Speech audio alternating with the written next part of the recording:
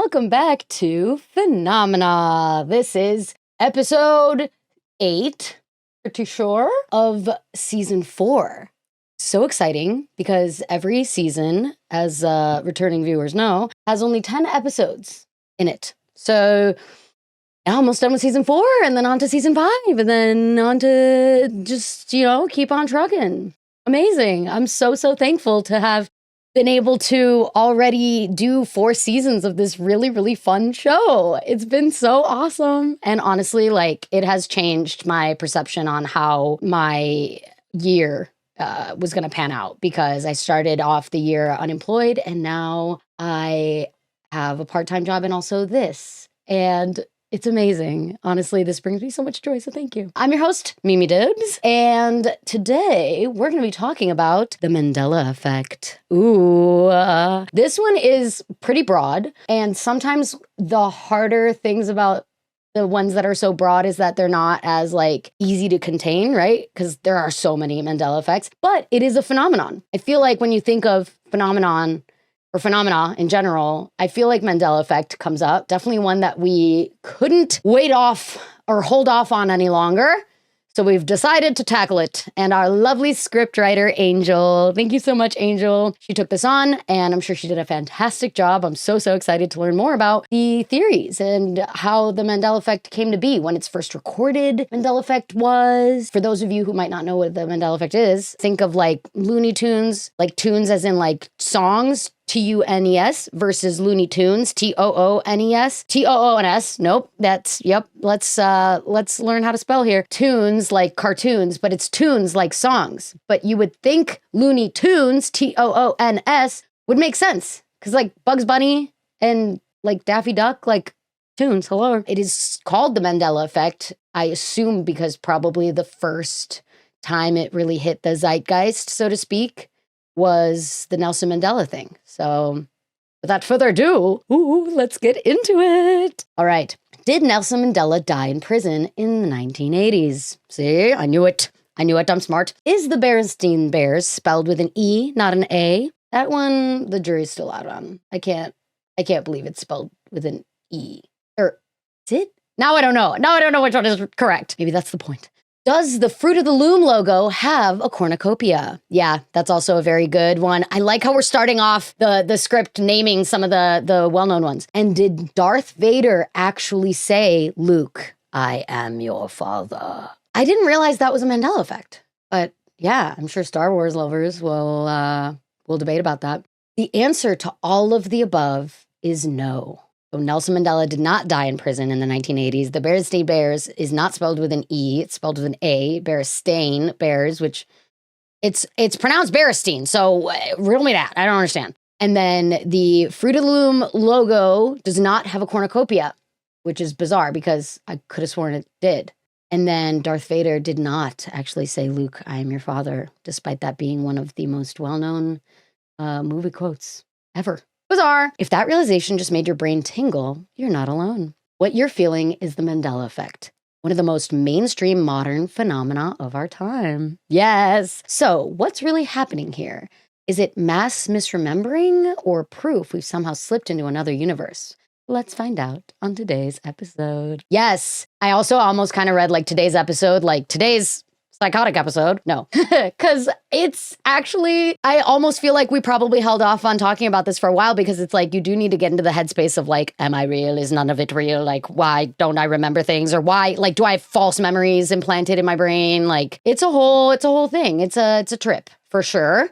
So buckle up, because we are about to get existential, especially because I feel like the Mandela Effect definitely has something to do with multiple parallel universes, or the butterfly effect, parallel timelines based on the different, every choice you make splitting off into its own thing. And then some people swear they've woken up in a different time. I don't know. It's crazy. There's also that theory of if you die, you wake up in a different time. I don't know. Already, just existential dread everywhere. But quick pause for Phenomennouncements. Today, I am so happy to be shouting out Glammed by Gary. So Gary is this super adorable girl. Look at, she literally approached me. Oh, there we go. This is her card. It's very cute. It won't keep. I wanted focus.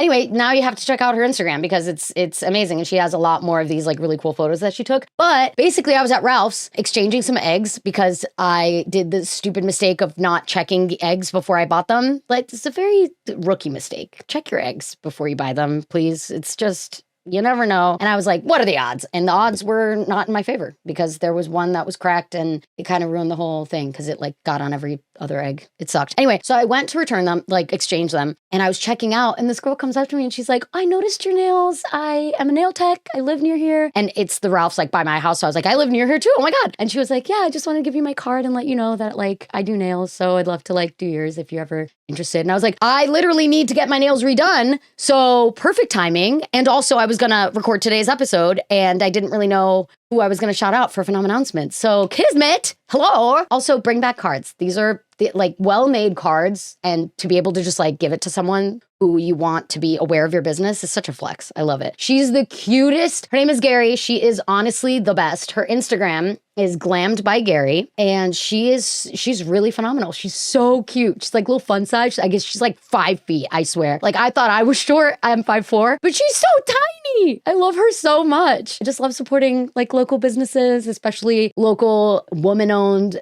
Black women-owned businesses. Like it's just, she is out here. I think on her Instagram, I vaguely saw like started business in her 20s. And I was like, I think she's in her 20s. And I'm like, oh, you're good. You go, Glen Coco. That's amazing. I'm so like proud of her. I just met her today, but you best believe I will be going to her to get my nails done. She was like, I could do your toes too. I was like, are you clocking the fact that I really need to get my toes done? But I know she meant it like a really nice way. She is super sweet. I can't wait to schedule with her. And then of course, I will let you guys know what the super fun nails are going to be that she does. She does a lot of really cool nail designs. She's awesome. She's awesome. And this was one of the easiest Phenomennouncements I've ever had, because for someone to come up to me and give me their card and just be like, I love that. She's really out here like doing the damn thing, like picking up on context clues, seeing who she can like give these cards to. Like it's so commendable. Gary, you're awesome. So yay, go check her out. Give her lots of love and follows. And even if you're not in the LA area, definitely follow her and share her stuff because she's out here doing the damn thing. I love it. And now back to the lore. First, let's set the record straight. Nelson Mandela did not die in prison in the 1980s. In reality, he was released in 1990 and went on to become South Africa's president. Yeah.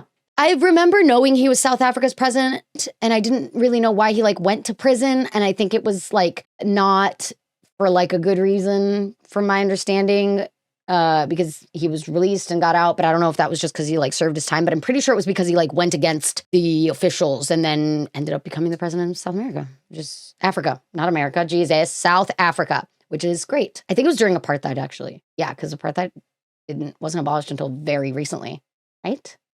Still, many outside of South Africa swear they remember hearing about his death, even seeing footage of his funeral in the 80s. Yeah, I personally didn't even know Mandela Effect was named for Nelson Mandela, but I do know that a lot of people are like, no, I literally saw, like I vividly remember seeing it on the news, them talking about how Nelson Mandela died in prison, and it was like a big thing because people were like rooting for him to get out. And so the fact that he died was like just really sad. And so that's crazy. That's just crazy how people have and it's such a well-developed memory of this too. Like it's wild. In 2009, paranormal researcher and blogger Fiona Broom. Fiona Broom. Are you a witch? I love that. What a great name, Fiona Broom. She coined the term Mandela Effect. Ooh, God, she's witchy and smart. We love it. After realizing she too clearly remembered seeing news coverage of Mandela's death decades before it actually happened. To set the record straight, I believe Nelson Mandela is in fact dead now, but he didn't die until way after the 80s. So when people had this false memory, they were like, what's happening? And then I feel like it just like opened up the rabbit hole to so many other false memories. Broom's realization set off a global wave of confusion and curiosity. People around the world began comparing memories that didn't match reality, like collective deja vu. Yes, I feel like Mandela Effect and deja vu are so closely related. They're like probably cousins, right? Because Mandela Effect has to do with like a whole memory that was probably a while ago, I would think, whereas deja vu usually happens like right away and it I think has been proven to be like your brain just being slower to catch up. And so it like processes what you've just seen twice without you realizing it. Whereas like deja vu is like happens right away. Mandela effect will happen after you talk to people and realize like, wait a minute, this isn't, what do you mean? That's not, huh? What? And I feel like it's also a thing because so many people, you can totally get people in your corner to be like, no, there was a cornucopia in the Fruit of Loom. Like, why am I being gaslit into thinking there wasn't? And it wasn't just Mandela. Entire groups discovered they remembered things that apparently never existed in this timeline.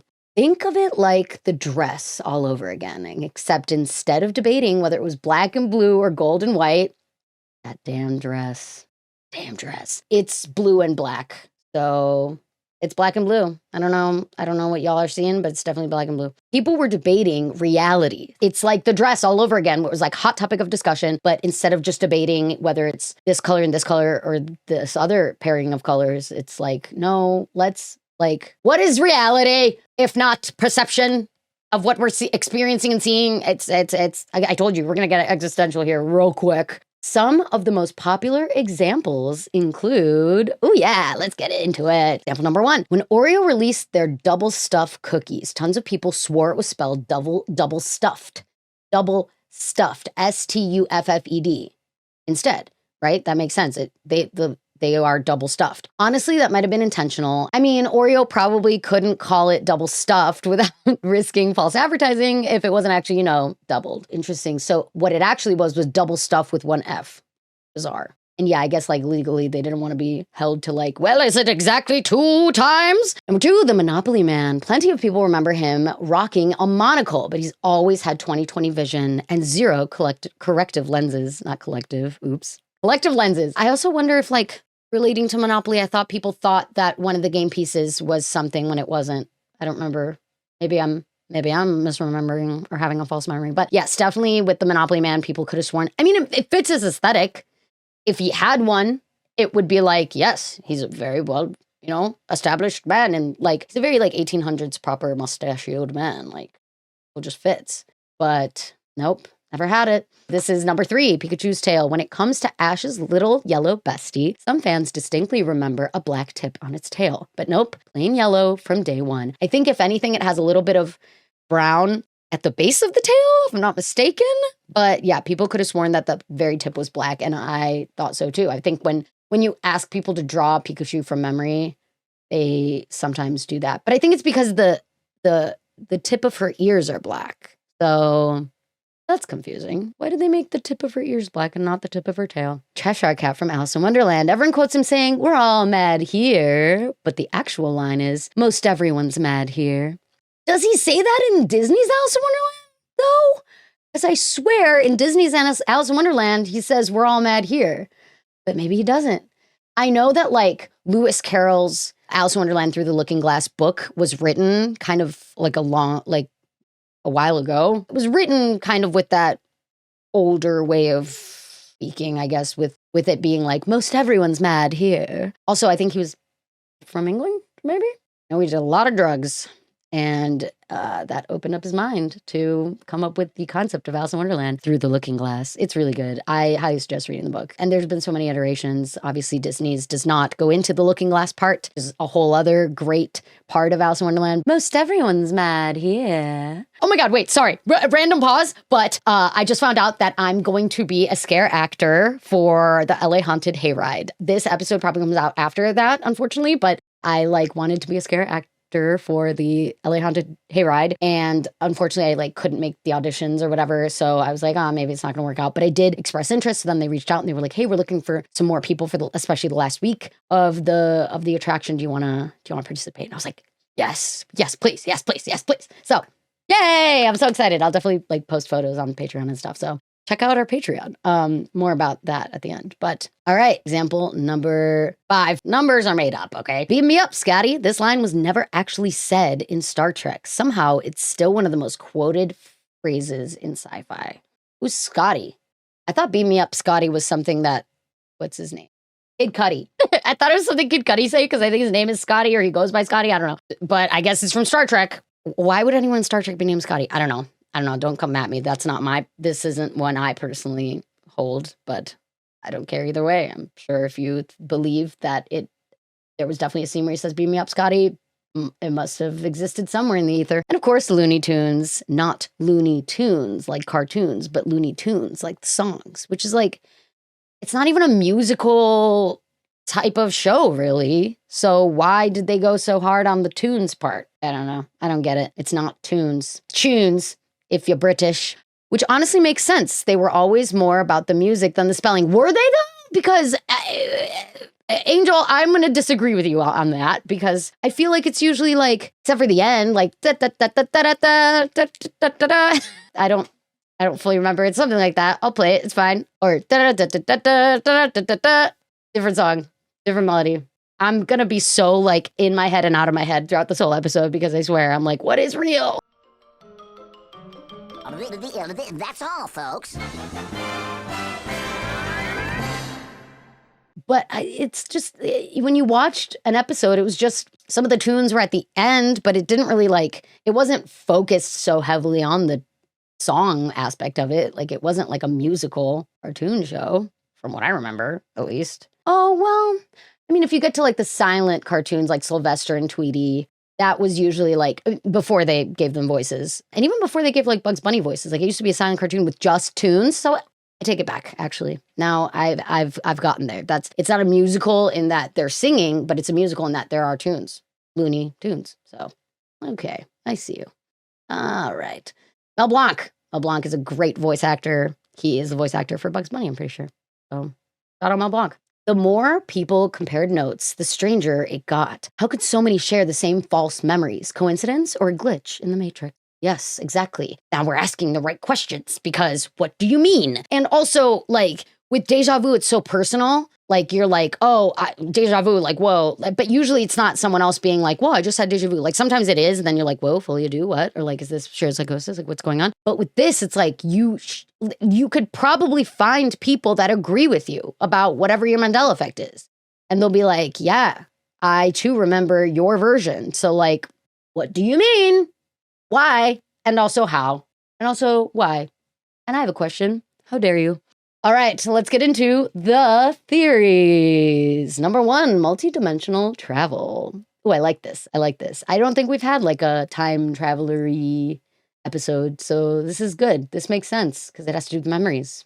Some corners of the internet believe people can shift across parallel dimensions. When groups of people remember seeing something differently, this theory says it's because they came from a different version of reality. I've seen some TikToks of people being like, I swear, like, I woke up and my life used to be like this and now it's this, and I woke up in a different timeline. Like, that's crazy. And I don't know how many of those people, we can truthfully say are telling the truth about what their experience is, but still, it is very fascinating. I do like the idea that, like, the whole idea, like, if you die, you wake up in a different reality where you haven't died. But then maybe, like, what if that's, I don't know. Again, focus. We need to focus because otherwise I will go off on a tangent about, like, life and what is the meaning of it all. Different version. So people coming from different versions of reality. If you and a friend both recall Pikachu's tail with a black tip, maybe you both lived in a universe where that was true. Others point to CERN's, CERN's Large Hadron Collider? Large Hadron Collider? The idea that particle collisions first fired up in 2008 paused in 2013 and restarted in 2022 could have created tiny rifts in space-time. What? What do you mean? I didn't know this happened. Huh? Particle collisions first fired up in 2008, paused in 2013, and restarted in 2022 could have created tiny rifts in space-time, nudging us or even the entire Earth into a slightly alternate timeline. Oh my God, wait, speaking of, so I took this film philosophy class in college because I double majored in film and media studies, and it was great because the film classes were like once a week and you just got to watch a movie for like the whole second half of the class. It was great. But in this film philosophy class, we had to watch a lot of philosophical films, which I was like, this was at a time where like I was not comfortable delving into like philosophical questions yet. Like it made me feel weird and like it made me like want to derealize, or it like made me disassociate kind of. So I like really didn't like thinking about that stuff. But there's this one movie called Another Earth, I think, where basically TLDR, this girl gets in a car accident and ends up killing this like guy's family. The guy ends up surviving, but then there's a radio contest saying, or on the radio they hear that they found another universe with like, and throughout the whole narrative, you find out that the universe is kind of like a parallel universe where there's a version of you on there, and so the whole idea of the movie explores the concept of like, what if his family's still alive in that Earth? And so then the girl that ended up being in the car accident or causing the car accident because she drank and drove. Don't drink and drive ever, ever, ever. She ended up like doing everything she could to try to win it because she wanted to like give him the opportunity to potentially see his family again. It's crazy. It's crazy. It made me so uncomfortable. I really hated it for a while. I don't think I'd ever watch it again, but if you're interested in that kind of stuff, go check it out. But it is very like mind fucky. It's a lot. According to this theory, Mandela effects are souvenirs from your original timeline, tiny reminders that maybe once the world really was a little different. I don't know if I like that. Also because like the more present time you get, everything is documented so meticulously and there's like a digital footprint of everything. So I feel like there aren't that many Mandela effects anymore, but like throughout history, especially around 80s, 90s, around this time where like we still didn't have everything so meticulously tracked, like it made more sense to have these false memories occur and no way to verify. I mean, I guess we are verifying them in that they're wrong, but I don't know. You know what I mean? Or let me know if there's a Mandela effect that has occurred since like the digital boom, because I can't really think of any, but let me know. I wonder if things will come up later. I don't know. Takeaway. The theory is all about alternate realities. Not alternative. Well, I guess alternative as well. Alternate realities, quantum ripples, and cosmic shifts. Yeah, quantum ripples. I don't know about that. Quantum ripples, not my thing. Quantum physics, not my thing. I'm not a woman in STEM. I love women in STEM. Who doesn't love women in STEM? They're amazing. And I'm sure anyone in sciences knows more about quantum, but like, I can't. That's the part of science that you have to be like, and anything is possible, and particles never really touch, and because they're really close, but you're never actually like, it's like, okay, I already have so much on my plate right now. I don't need to be thinking about the fact that like nothing is ever touching, or the fact that like you have equal pressure if like gravity, you're pushing down on gravity. I don't know. You're fighting gravity. I don't get it. Merrick's just trying to tell me that gravity is not real. Like, which I understand their point, but it was just too much. I don't like thinking about physics. Don't bring me physics, okay? I don't like it. It was my first C in school ever. Anyway, multidimensional travel. Next theory. I can't. Crashes out. Theory number 2, mass psychogenic memory / brain studies. Brain studies? What? Not everyone thinks the explanation lies in physics. Some scientists say the answers are in our heads, literally. At the Brain Bridge Lab. Ooh, I love that. The BBL! Oh, I love the BBL, the Brain Bridge Lab. Researchers found that people reliably misremember images they've seen, like Pikachu's tail, the Fruit of the Loom logo, or the Monopoly Man, even when shown the correct version moments before. Participants often picked the wrong one. Why? That's the crux of the problem. Why are these false memories so much like why are they so much easier to take root than the real thing? Crazy. But that doesn't explain everything. Why do so many people see a cornucopia on the Fruit of the Loom, an object that's not even that common in real life? I think it's because of the fruits. And then Thanksgiving. And then you like think of like autumn being kind of like cornucopia with fruits, and then maybe just the fruits makes, I don't know, but when you see the Fruit of the Loom with the cornucopia, it just looks right. It looks right. It feels right. And I think they should just change it, honestly. They shouldn't change the Fruit of the Loom logo. Do it. Just give the people what they want. No, I think it would send more people into mass psychosis. Researchers concluded that some images are simply easier to misremember, while others fade faster. Our minds prioritize what's meaningful, and the rest blurs into collective myth. Yeah, I guess that's a good point. A lot of the like Mandela Effect stuff isn't particularly like life or death issues. Like, it's not like you're misremembering what school your kid goes to. You know what I mean? Like, it's not something that you're like, like it's detrimental. So like, if your brain is just like, bloop, sorry, I was offline. Actually, it's this one. Sure, I don't know. Like, I feel like that's the brain just being like, I don't really care about this stuff. It's just weird how many people have thought of the same thing. Or sometimes I wonder if it's like with the Fruit of the Loom thing, like did someone like draw it up and then people were like, oh, yeah, that looks right. Because it does. It looks right, I think, in my opinion. Okay. Participants often pick the wrong one. The study explored schema theory, which suggests our brains fill in gaps with familiar patterns. You might remember the Monopoly man with a monocle because Mr. Peanut has one. Oh, both have a hat. So and I think Mr. Peanut has a cane too. Okay. It's your brain making quick associations to simplify reality. Yeah. Like how stereotypes are built to just be like, oh my God, okay, give me, like they both look old timey and like proper 1980s gentlemen. So they must both have a monocle. That's so interesting. But that doesn't explain everything. Why do so many people see a cornucopia on the Fruit of the Loom, an object that's not even that common in real life? Yeah. And I think it's because people are out here like sketching that out of what it would look like. And kind of like by doing that, it does look right, in my opinion. I think it feels right. It looks right. And I wonder if the very act of like bringing that into reality is making, like suggesting to people, you know, when you ask leading questions, like, oh, did you have a headache? Oh, actually, I did have a headache. Like, as opposed to allowing them to tell you whether or not there was a cornucopia, you kind of show them. And I was like, doesn't this look right? And they're like, yeah, actually it does. Because it does look right. It's wild because it also just like opens up my mind into thinking about how memories are fallible.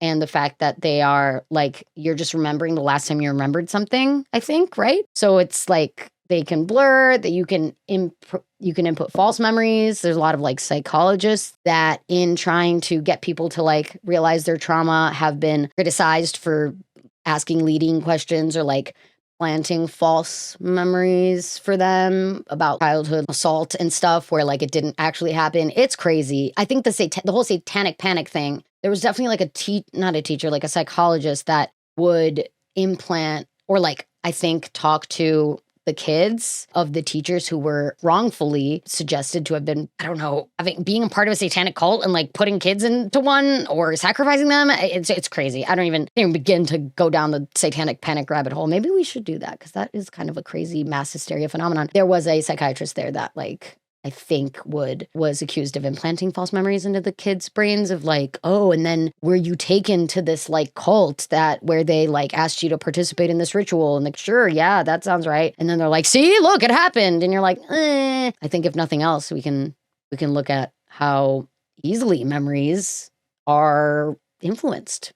And how easily you can rewrite something, especially if it feels right, or if it sounds right, or if your brain is like, oh, logically that makes sense, and it's not something that you're like dead set on. It's like, sure, okay, why not? That's really interesting. In closing, maybe it's dimensional physics pulling whole populations across parallel worlds, or maybe it's something closer to home, the quirks of a human brain shaped by evolution and overwhelmed by modern life. Yeah, that one makes sense. After all, memory used to be about survival, recognizing faces, patterns, danger. But in today's ad-saturated, fast-scrolling world, our brains can't keep up. Yeah, see, like it is definitely, I think the main takeaway is recognizing that like we're on overdrive. There's way too many things to pay attention to. We cannot pay attention to it all. But the fact that sometimes the assumptions are not the best and you have to be able to recognize when it might have led you astray. Even though your intentions were good, you recognize and learn from when those are, when it doesn't serve you, right? Why hang on to something that doesn't serve you?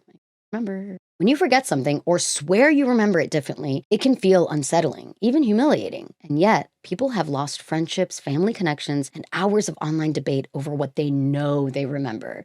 I have definitely like, John and I will I'll be like, no, I know for a fact that is the same actor. I know it. I will literally bet $100. Like I'll bet $100 right now. And he's like, you're wrong, but let's bet $5. And I'm like, okay, fine, 5. I'm going to be $5 richer. And then I'll like go to shake his hand and then we'll look it up and I'm wrong. And it's like, it really does. Like it is like this feeling of like, oh, why was I so steadfast about my being right? Like, it's like, sometimes like it's back to the whole, like it feels right. It's crazy, but you do kind of have to like operate under the assumption that as right as you think you might be, you could be wrong about anything. And especially when presented with compelling evidence to the contrary, you need to be able to say, okay, let me revisit this and maybe not like dig my heels into why I'm right and I could never be wrong about anything. Sometimes like John will humble me.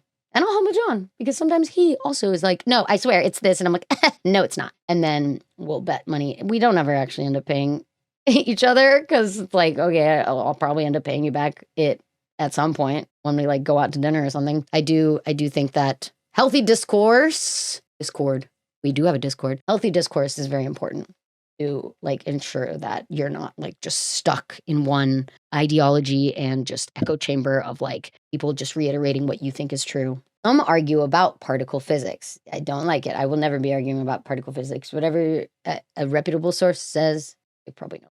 Others argue about neuroscience, but both are searching for the same thing, truth in a universe where it sometimes seems to shimmer and shift. Yeah, because perception is a big thing in reality and how we all experience reality and how reality, like there is a shared truth, but then there's also so much room for interpretation. The Mandela Effect reminds us how fragile and fascinating our perception of reality can be. Truth isn't always a fixed point. It's something we hold together, like survivors clinging to the same raft in an endless ocean.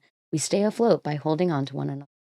Aw, Angel, you're so good at writing. I remember when I first asked her to be on the writing crew for Phenomena, she's like more used to writing books. And so she was like, okay, I kind of have to like figure out how to write for your script, which isn't the same. It's writing for a script that's going to be read out loud. A little bit different. You're really finding the voice. Like I love it's so easy to read and it's so beautiful, so beautifully written. Very Titanic-y because yeah, like survivors clinging to the same raft in an endless ocean. We stay afloat by holding on to one another. True. And the fact that we like find communities of like-minded people, that's also that's what that visual gives me. Cool. Maybe particles are shifting. Maybe our minds just play tricks. Either way, it's a beautiful thing to live in a world still full of mysteries, still full of things to learn and things to remember or misremember. I added that part in. I really like that because no matter what, we still like, that's why I love Phenomena. It's just such a world of like unexplained and it can't like there are so many things we can back into with the help of science, which I love, but then there are still so many mysteries that are just out there and so based on feeling that it can like, I think it's an interesting world to explore and to not have a scientifically backed method of being like, this is true, this is not true. Like even the whole physics thing, the whole quantum thing, like that's even still in the realm of like philosophy, right? It's like not like it's proven on a smaller scale, but we haven't been able to prove it like the movie Another Earth, where they're like, hey, this just in, we found another Earth and there's people just like us. And like in it too, like the people that are trying to like communicate at NASA with the other Earth are like, wait, is that me that I'm talking to? Like it's crazy. It's crazy. It's really mind bendy and I really don't like it. But if you like stuff like that and want to get really psychologically messed with, I would say it's a good one for that. But yeah, I like the idea that there's still mysteries abound. Awesome. What a great episode. Thank you so much, Angel. I appreciate you taking on that massive topic of Mandela Effect. I think we covered off on a lot of really fun ones. And I know that like for me, when I first started to like realize what the Mandela Effect was, it probably was either on like YouTube or Reddit or something where I was like, wait, what? This isn't true? Like, what do you mean? So it's fun. I hope this video ends up being someone's first time into thinking about Mandela Effect stuff. Comment what your common Mandela Effects are, because I think also sometimes there are like more that come up. And if there's any recent ones, I don't know. Because again, the whole idea of everything being so like digitally preserved nowadays makes it a little harder, but who knows? I don't know. Maybe not. Quick reminder, we have an Expedia affiliate link, expedia.com/affiliates/phenomena/season 4, soon to be season 5. Get the season 4, use the season 4 link soon for our last episode of season 4 to book your next trip to anywhere at all. The world is your oyster. Just go out and live. Be free, children. Awesome. The pokepic for this week's episode. Ooh, the pokepic is Palkia. Yes, Palkia, the spatial Pokemon. Yeah, love Palkia. And there's 2 different versions, right? The one that like has more legs and the other that looks like a horse. I'll put both up. It's crazy because like, why are there 2 versions? I don't know, but Pokedex entry, it has the ability to just distort space. It is described as the deity Sinnoh region mythology. Wasn't it Palkia and who's its opposite? Dialga, I think, right? Yeah, Palkia and Dialga. I think Dialga's the deity of time and Palkia is the deity of space and time. And I'm pretty sure it was in Pokemon Arceus, however you say it, the Pokemon game that came out a while ago. That was like the main Pokemon in that game, which was really interesting. I love when they kind of go into more of like a bigger, like to assign a Pokemon to the idea of space in general is just so crazy to me, because it's like, what do you mean? There's a Pokemon that just like controls space, and there's one that controls time, and they like fight but also work together. It's crazy. I don't know. Pokemon is more philosophical sometimes than we can give it credit for. Love Palkia. Let me know if you're a Palkia girly or a Dialga girly. I don't know. I like both. Dialga's darker blue from what I remember, and Palkia is white. And I don't know which one I like. I kind of like them both. I think you need both in order to experience reality correctly and in a way that makes sense. Just have space with no time. You have nothing to tether back to. If you just have time with no space, you have nothing to expand. Wow. That's a quote. Get that written on your arm. I forgot what I even said, but it was smart. It was in the moment. It was very smart. Cool. Awesome pokepic. I love that. Very, very awesome. Also, speaking of Pokemon and Pokemon games, we are doing bi-weekly Twitch streams now. Yay! We started off doing them like a few weeks ago with Cult of the Lamb, which was a Switch game that one of my friends suggested I play because it's kind of in that spooky, cute, like realm of things. It's a very cute game. I really, really like it so far, but we did pause it when the new Pokemon Z to A Legends came out because I love Pokemon games, and me, Ruben, and Jodelle share our love for Pokemon games. That's like one of our many things that we have in common that really just like solidified our friendship from the beginning, was like really being into Pokemon and Pokemon games. And I would say it's like Jodelle and Ruben, like Ruben is a big collector girly. Like they are very good about getting all of the Pokedex like fully, like they're a good researcher. They tend to like go and find all the Pokemon. And they were the ones that for the Arceus game was like, you should try to fill the Pokedex. And that was the first ever game that I filled the full Pokedex for. And it was really enjoyable. So I really liked it. This new game, very, very fun so far. I like it a lot. It's a little more complicated in terms of like what you need to press on the controller, especially when it says like R, because there is a button that says R, but what they really mean is the joystick, that's R. And then you also have to press ZL before like doing any moves. So I'm not a gamer. Which is funny because I'm Twitch streaming, but it's a learning curve, I think, a little bit for me. But I'm getting there. I am getting better, I would say. So definitely check us out on Twitch, TikTok, and YouTube is where we live stream bi-weekly. We also have an email, phenomena.cases@gmail.com. Definitely feel free to email us your phenomena stories, cases. I think we've received at least one, so that's great. Definitely send them in before the end of season 4. We have something to talk about. I always love learning more about what your guys' personal phenomena experiences are.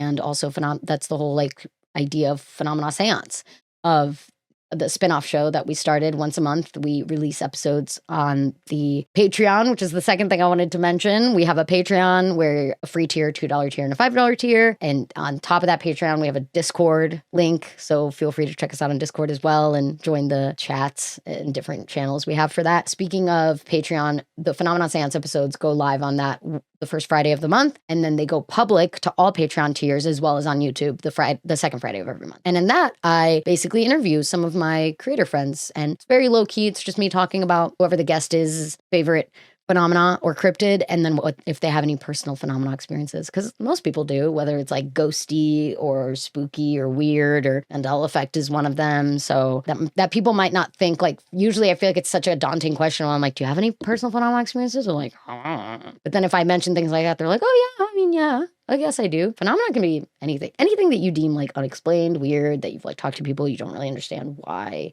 something is the way it is, or people that like swear they're like tapped into, like mediums, and people that are swear that they're tapped into this like other consciousness. That's also fascinating. It's crazy. It's fun stuff. So definitely send us your personal. And we have new episodes come out every Wednesday at 6 p.m. PST. It's funny because in the script it says we have new episodes every Wednesday, but I usually say new episodes come out every Wednesday at 6 p.m. PST. So I made that sentence, but it's fine. You get it. And next time on Phenomena, we'll be talking about the disappearance of Amelia Earhart. Yes, I have been wondering about this. I have been wondering about this since the Bermuda Triangle episode, which I believe was all the way back in season 1. Turns out she did not disappear in the Bermuda Triangle. I thought she did, but she didn't. So I'm excited to learn more about what happened to Amelia Earhart, because that's a mystery. That's suspicious. It's crazy because like Amelia Earhart, you know, first like female pilot, she definitely had a goal. Pretty sure she was the first female pilot, right? She had a goal to like make it across something. I don't know. We'll learn more about her goals, but I know that like the way that her aircraft disappeared was very mysterious. And the fact that nothing's ever been found is very much kind of in the same realm. It's like going on the coattails of this Mandela Effect thing about like parallel universes. Cause it's like some people, I do wonder if one of the theories for that is going to be like, did she get sucked into a different timeline? Because what do you mean? There's no evidence of anything around where her plane lost signal. So they like searched the seas around there to see if there was anything that could have, you know, suggested that maybe someone was there, like a wreckage of something or something, and no one's been able to recover anything. I don't get it, because where did they go? Why? And why are there more places than just the Bermuda Triangle that have this weird like portal to a different dimension? I don't know. Definitely tune in to next week's episode because I'm very interested to find out more. And remember, you can always explore the rabbit hole without falling all the way down. Speaking of rabbit holes, cue outro for the Looney Tunes. That's all, folks. That was pretty good. See you next week. Bye.